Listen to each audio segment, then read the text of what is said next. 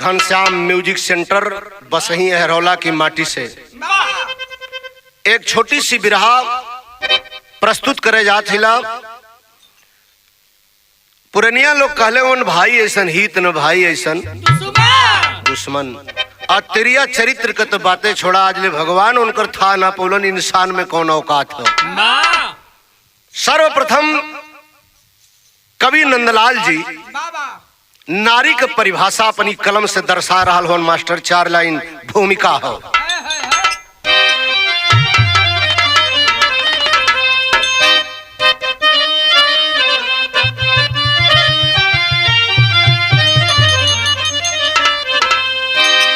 अरे माँ भारती के सिकस अंजुमन में प्रखर अपना जलवा दिखाती है नारी। कभी आदमी के विकट कर्म पथ पर भटकते को मंजिल बताती है नारी।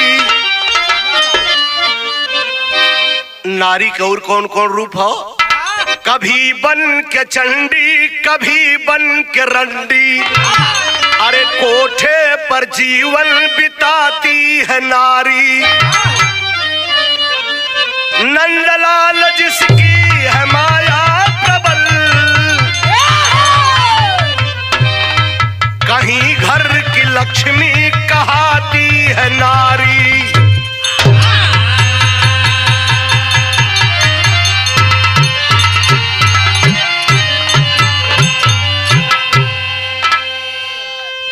ग्रंथ पुराण में बतावल गईल हो। विद्वान लोग बतावेलन जहां नारी ना पूजल जानी वहां दरिद्रता आ जाले, देवतन का बास वहां नहीं रहला। ये लिए कहना हो मास्टर, एक लाइन गीत हो।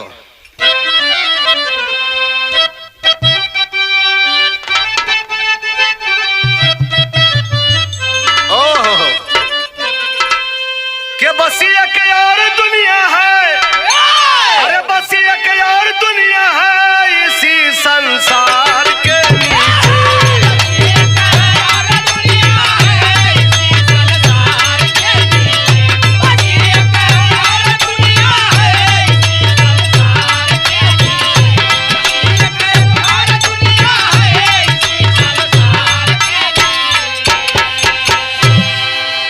लेकिन वही नारी की परिभाषा फिर से कवि लिखलन कि जहां के पहले पन्ने में, अरे जहां के पहले पन्ने में धरा की शान है नारी।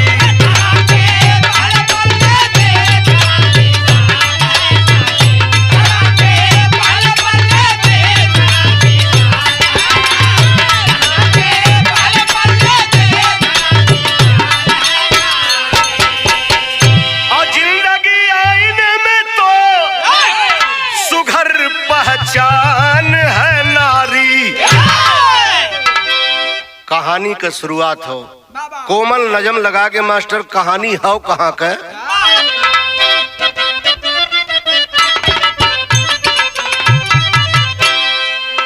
कहीं अस्तित्व का पर्दा उठाया जाता है, कहीं सम्मान का दीपक बुझाया जाता है। जिला देवरिया रानीपुर की कहानी है, समय के चक्र में एक फंस गई दीवानी है।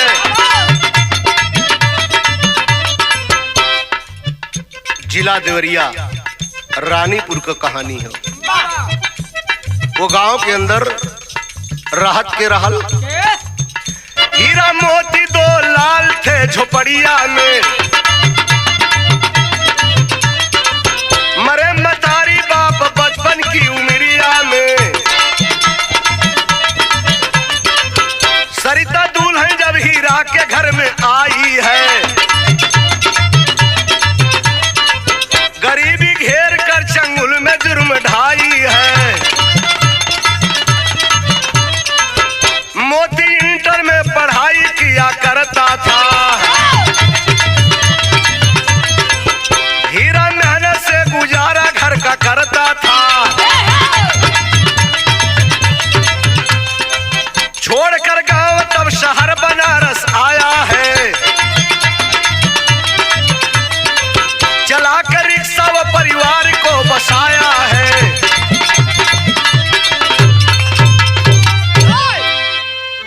जिला देवरिया रानीपुर। माई बाबू बचपन में मर गेलन। दोनों लड़कन के उम्र जब नाजुक रहल, नाम रहल हीरा मोती। नाम के अनुसार दोनों भाई में प्रेम भी रहल बाबू हो। हीरा बड़ा रहलन, मजदूरी कई के मन में ठनलन कि अपने छोट भाई मोती के पढ़ा लिखा के आगे बढ़ाई तो गरीबी हमार दूर हो जाई। गांव में मजदूरी करे लगल। धीरे धीरे पढ़ाई जब आगे बढ़े लगल मोती का बाबू हो तो पैसा ज्यादा जब लगे लगल तो सोचलन कि अब गांव छोड़ के शहर जाए के पड़ी। देवरिया रानीपुर से हीरा बड़ा भाई बनारस में आकर रिक्शा चलावे लगलन। यार मोती मेहनत से पढ़ाई करत हुवन, लेकिन हीरा का दुल्हन सरिता जवानी के दहलीज पर हो। एक दिन ओकरे मन में काम वासना जागृत भइल। यह स्थिति में वो अपने देवर मोती के कोठरी में पहुंचल, जहां वो बैठ के पढ़ाई करत हलन। आपन पढ़ाई उनके बतावे लगलिन। का बतौलिन मास्टर? गीत हो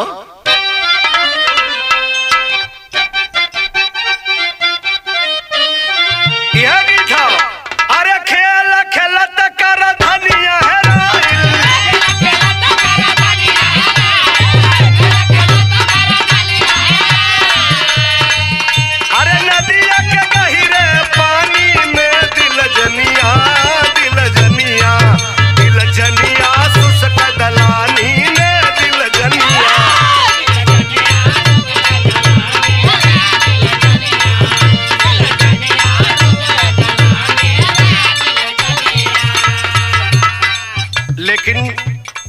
भौजाई सरिता अपने देवर मोती से कहले मास्टर का, अरे चढ़ली जवानी मदन रस टपके,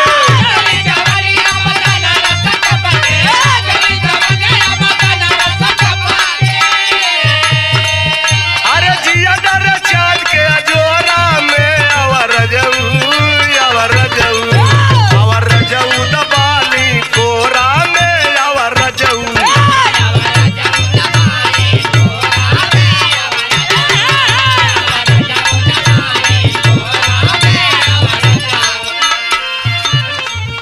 मोती के प्रति ओकर विचार बदल गया। अवैध संबंध बनावल चाहत हो। अपने देवर मोती से उ कहत कहा, अरे सवत से जरिया बनल बा विपतिया,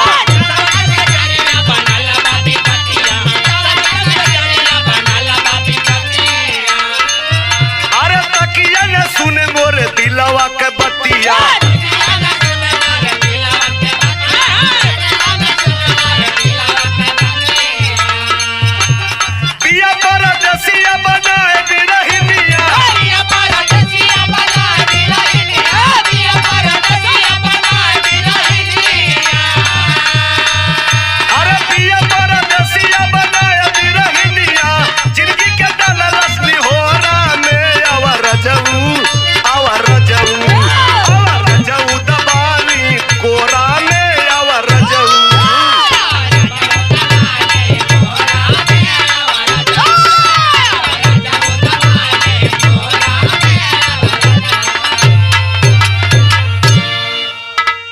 ज्यादा समझौले की जरूरत नहीं है। जमाना बड़ा आगे है। ये कुल चीज के लड़का तो बहुत जल्दी समझ जालन, लेकिन भाभी सरिता के मन में पाप जरूर बस गया। लेकिन रिक्शा चलावे बदे जब बनारस शहर का बयान कैलन हीरा, तब मोती से कहले रहलन कि भौजाई के सीता नियर जाने और मेहनत से पढ़ा। रुपया पैसा तोके जितना चाहिए, हम रात दिन रिक्शा चलाए के तोके पढ़ाई, कभो पैसा का कमी ना हो देव, और न बाऊ माई का मरण तो अखरे देव। लेकिन जब हर भौजाई का चरित्र बदलल हो, रात में मोती के पास गईल हो, और जब मोती के अपने चंगुल में फंसावल चाहता तब मोती हाथ जोड़ के पैर छुअलस भौजाई का, कहलस का मास्टर? बहुत अच्छा, सही हो। यह गीत हो कि हरि मोर कुंवर कन्हैया, हरि मोर कुंवर कन्हैया हो बोलावलन बसुरिया बजाई के। हरि मोर कुंवर कन्हैया हो बोलावलन बसुरिया बजाई के। हरि मोर कुंवर कन्हैया हो बोलावलन बसुरिया बजाई के। लेकिन अरे लखनधर सिया का चरनिया, लखनधर सिया का चरनिया बचनिया के माना ये भौजी।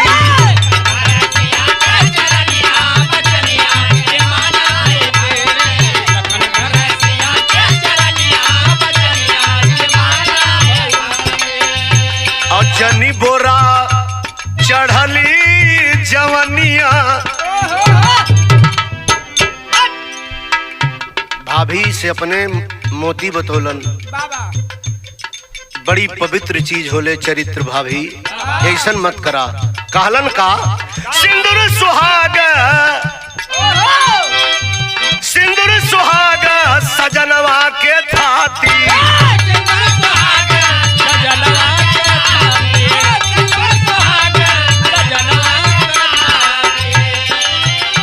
अरे प्यार में कमाई के बनावा जनी माटी।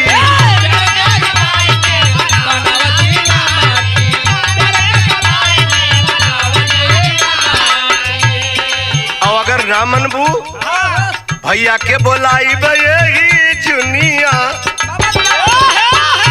अरे भैया के बोलाई यही जुनिया बचनिया के माना ये भौजी।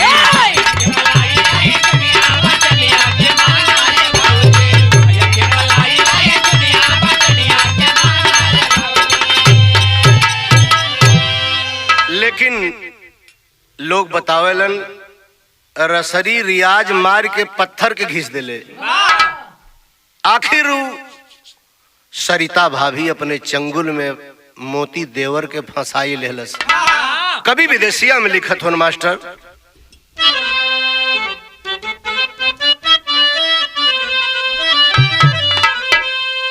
अरे पीत बिना बाउर बन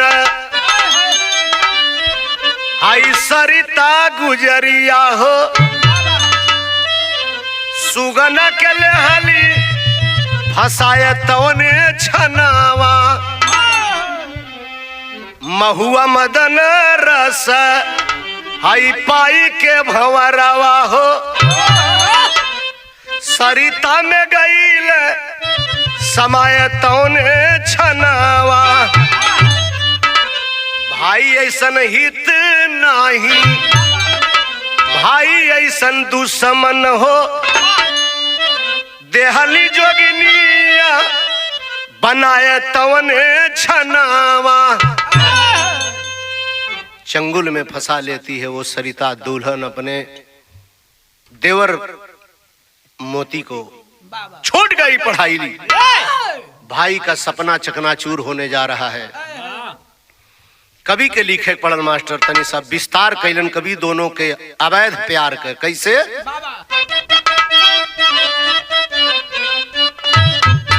माता बहन शादी ब्याह को अवसर पे गावेलिन कैसे कि का कैला राजा, का कैला राजा इंग्लिशिया में पढ़ के। पढ़ल लिखल गावेलिन कैसे कि टाई लगा के देखो बन गए जनाब हीरो। रामदेव उस्ताद गावत हलन कि रतिया राजा, अरे रतिया राजा मोती न लरा तोड़ दियो।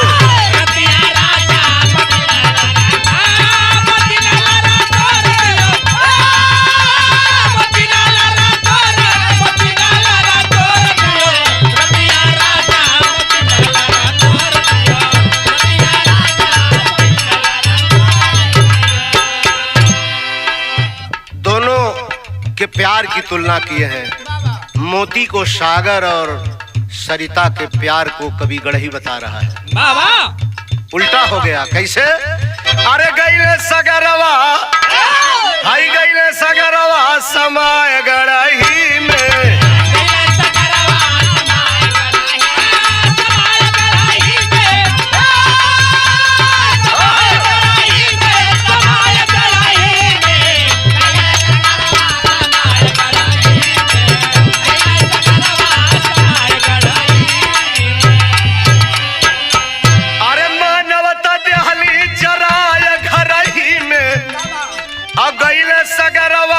समाय गढ़ही में। भयल का देवर दीवाना, अरे देवर दीवाना बनाई के जोगिनिया, आई गिरवी रखा है दहली सगरो चंदनिया।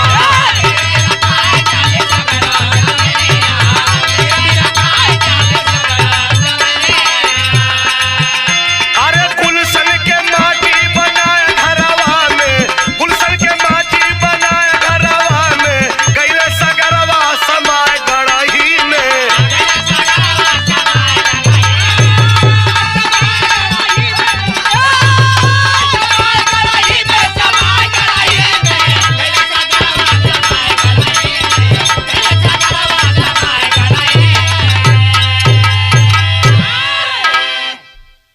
बिरहा के शीर्षक के टेरी के कवि लिखत हो मास्टर कैसे। अरे दानवता कुल दीवानी में फंसी, अरे दानवता दिल दीवानी में फंसी, आस की आज चमन में करन चली मनमानी। आस की आज चमन में करन चली मनमानी, दानवता दिल दीवानी में फंसी। आगे का भैल मास्टर गीत है।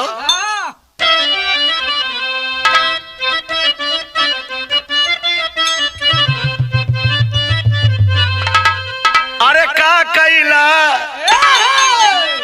अरे का कैला मानुष तनवा पाई, भजन न कैला।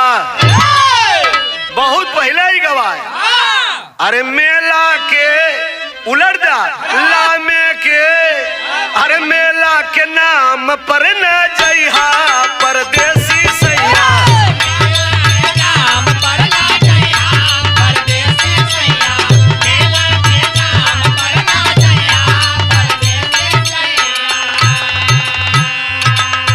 बड़ी सुंदर गीत हो मास्टर कैसे। घर ही में जमुना यो, घर ही में गंगा हो, घर ही में जमुना यो, घर ही में गंगा हो, घर ही में जमुना यो, घर ही में गंगा। घर ही के घाट पे नहैया परदेसी सैया, घर ही के घाट पे नहैया परदेसी सैया, घर ही के घाट पे नहैया परदेसी सैया। प्यार में पागल होके देवर के बहका के अपन जौन भी कुछ जमीन रहल गिरवी रखा दलस, और रुपया लेके घर में घर कराल झोपड़ी रहल, झोपड़ी के टटरा बंद करके अब मोती के लिया के चलल। सरिता कहाँ चलल मास्टर। अरे देवर को, हाय देवर को संगवाली आई पपनिया पगली।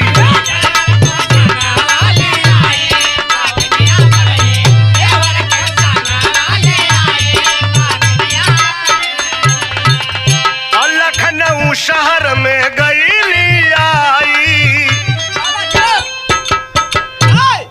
लखनऊ लेके चली आई। लखनऊ में आई तो रोजी रोटी का तलाश करत हो। रोजी रोटी का तलाश करते करते वो बाटी चोखा का दुकान खोलस। यार भाई बनारस से घरे अइलन। गांव वाले बतौलन कि भैया हीरा तोरे बनारस गईले के कुछ महीना बाद तोहर दुल्हन और तोहर भाई घर गांव छोड़लन, आज ले वापस ना आइलन। कहीं कहीं से पता लग गया हीरा के कि हमार दुल्हन चरित्रहीन हो गई। आदमी के जिगर में जब ठेस लगेला तब वो माया मोह से दूर होए लगला, ओकरे मन में वैराग्य उत्पन्न हो जाला। बाबू भाई सोचलस कि अब दुल्हन के खोजले के जरूरत ना हो, मन में ठनलन का ठनलन मास्टर गीत हो।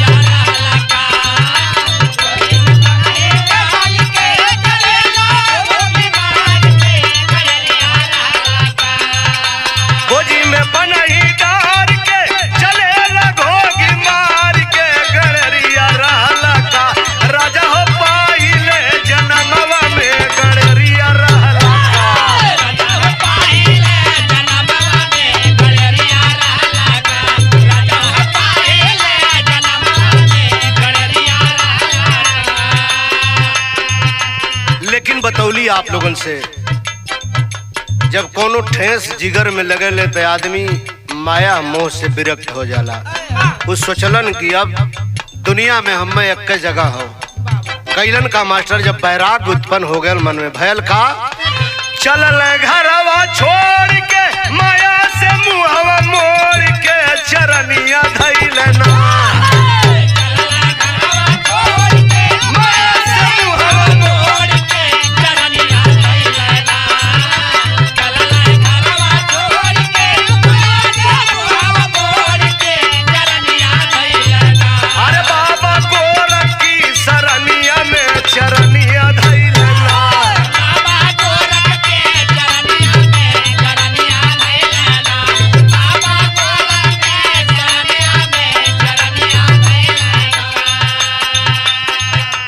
गोरखपुर मठ में जाके हीरा जोगी बन गईलन।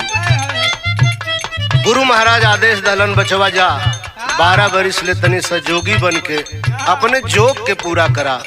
जोगी रूप धारण करके गोरखपुर मठ से गांव गांव नगर नगर भ्रमण करे शुरू कैलन। तो तनी से कभी उनकर झलक बताओ थोन मास्टर। सरंगी सितार घर में सरंगी सितार तन पे गेरुआ बसनवा।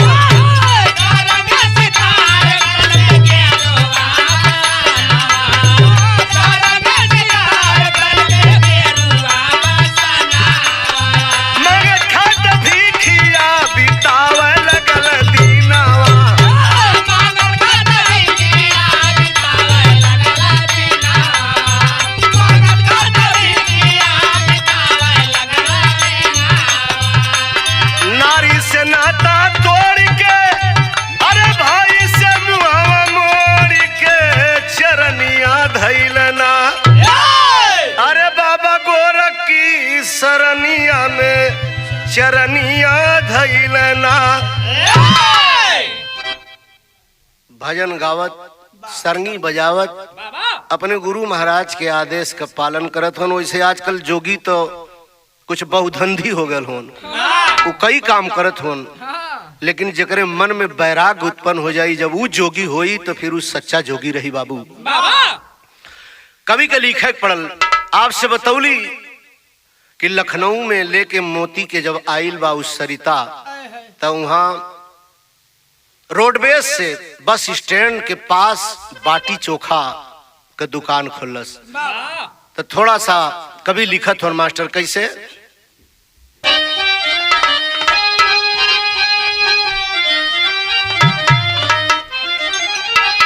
अरे खोलली बाटी चोखा का दुकान समय के चक्कर में, और जोगी बन सैया खोजे भगवान समय के चक्कर में।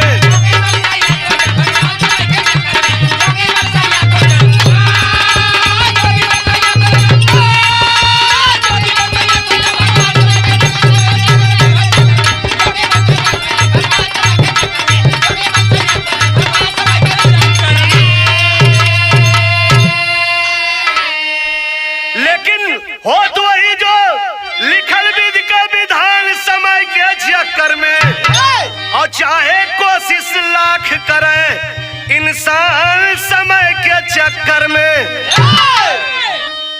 विधाता का लेखनी कोई मिटा ना सकी भैया हो।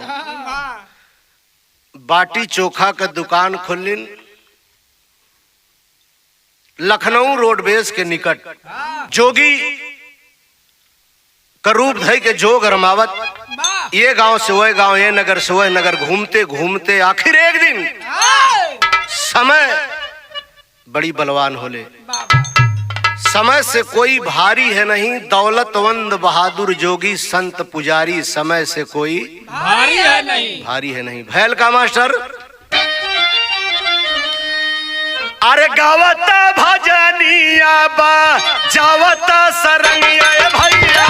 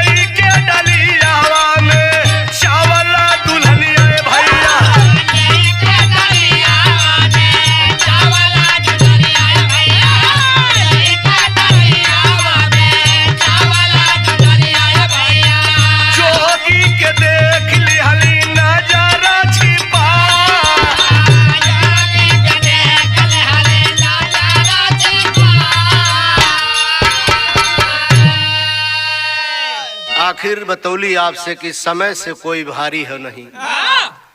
जोगी हीरा लखनऊ शहर में भीख मांगत होन, आखिर वही बाटी चोखा के दुकान पर पहुंचलन जहां शाम का समय हो। दुल्हन उनकर सरिता दुकान पर बैठल हिन। जब भीख मंगलन तो डलिया में चावल लेके आइल बाबू। आ जब चावल लेके आइल तब हर नजर जब अपने पति हीरा के देखलस, आंचल से अपन मुंह छिपा के अभी तो पाप समायल रहल की देवर के फंसा के वहां चलल, अब दूना पाप समात हो। आंचल से मुंह ढक के भीतर से कहलस कि बाबा शाम हो गए हो, आखिर आप रात कहीं रुकबे करबे तो हमारी दुकानें पर रात आप बिताला। कहलस कैसे मास्टर? लेकिन बाबा बनल जोगी हीरा कहलन कि नहीं बचवा, हमें आगे जाना है, ये काम कैदा। का कहलन कि माई गुदरी औरी माई गुदरी औरी यहाँ चले अपन बेदा भैया।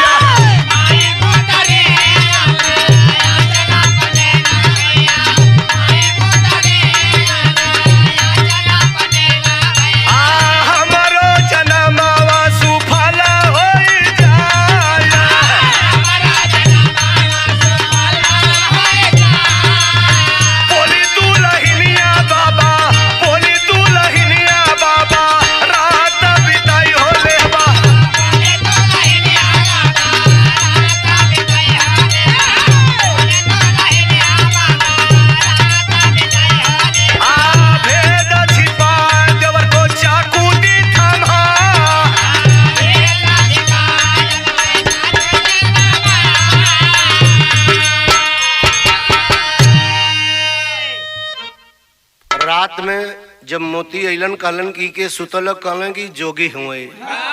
लेकिन जब मोती अपनी भौजाई सरिता के करीब गईलन तो पूरी बात बतौलस कि अब ऐसे बढ़िया मौका दोबारा मिली कि तोहार भाई हीरा होन जोगी बन के देखा यहाँ आ गए होन, अब इनके मुक्ति दे दहले की जरूरत हो। हमने दोनों के हाथे इनके मोक्ष मिली। चाकू थमौलस, कालस की जब गहरी नींद में जोगी बाबा होलन तो इनके वही समय मुक्ति दे दहले की जरूरत है। जब ये बात मोती अपनी भौजाई सरिता के मुख से सोचलन तो उनकर मन परिवर्तित होने लगल बाबू।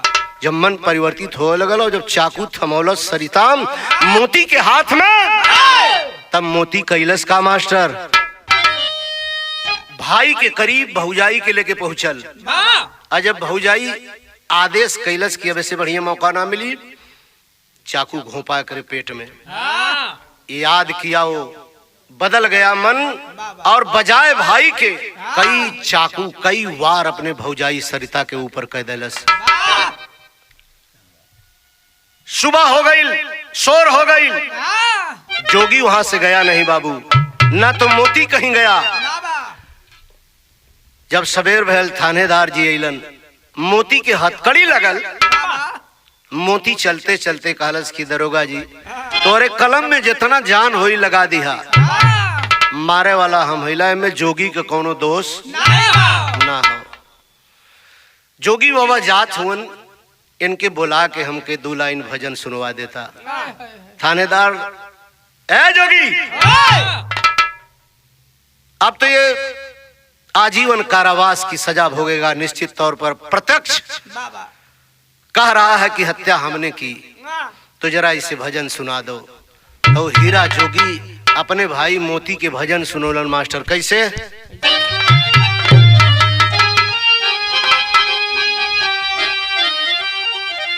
अरे हराई गइल हीरा, हराई गइल हीरा, अब खोजही में सोना है।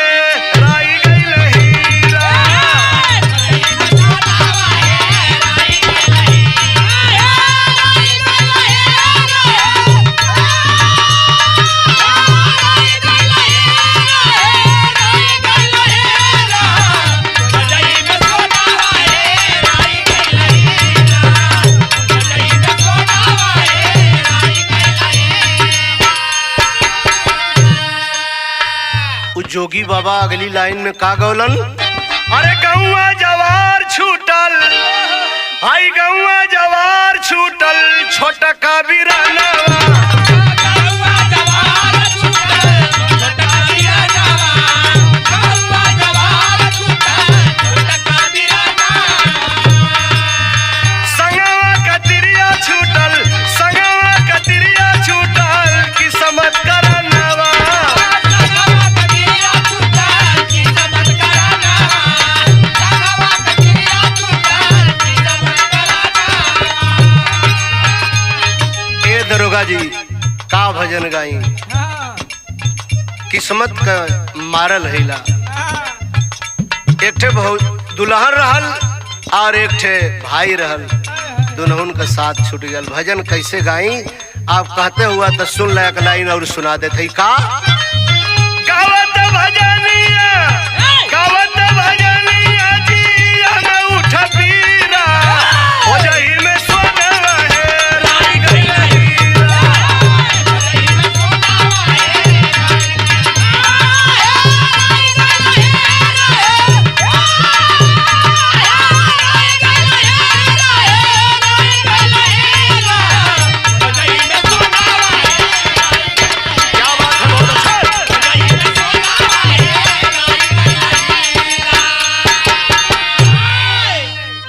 जोगी सरंगी बजाते भजन की अगली कड़ी कहते कहते भीड़ से काफी दूर चला गया। आखिर दरोगा जी पूछे, थानेदार महोदय पूछे मोती से, इस जोगी के भजन से तुम्हारा क्या वास्ता है? तब दरोगा जी से वो बतौलन का, बतौलन मास्टर आखिरी लाइन हो,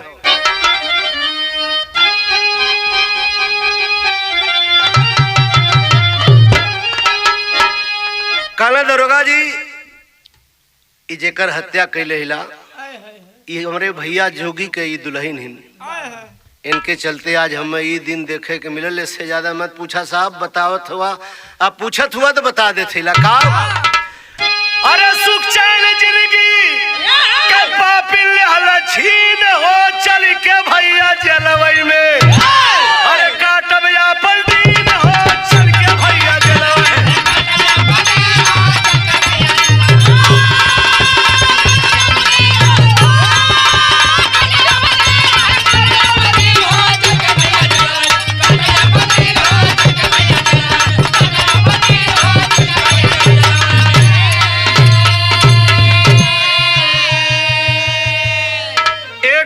पुलिस कस्टडी में जेल की तरफ जाता है, दूसरा भाई जोगी के भेष में गोरखपुर मठ की तरफ आता है। कभी लिखे हैं मास्टर क्या कि आजीवन कारावास मिलल मोती के सजैया, और जोगवा रमा वही जोगी बन के बड़का भैया।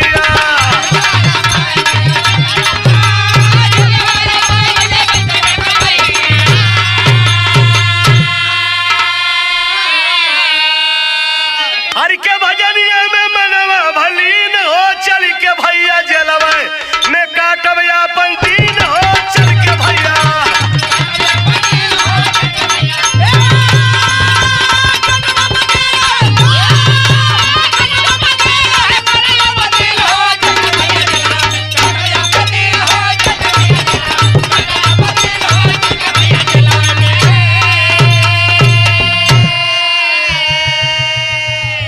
बिरहा के आखिरी कड़ी हो गुरु घराना का परिचय हो। गुरु बिहारी गुरु गणेश कहे दारुड़ रही कहानी, रामलाल गुरु रामदेव आँख होशे आता।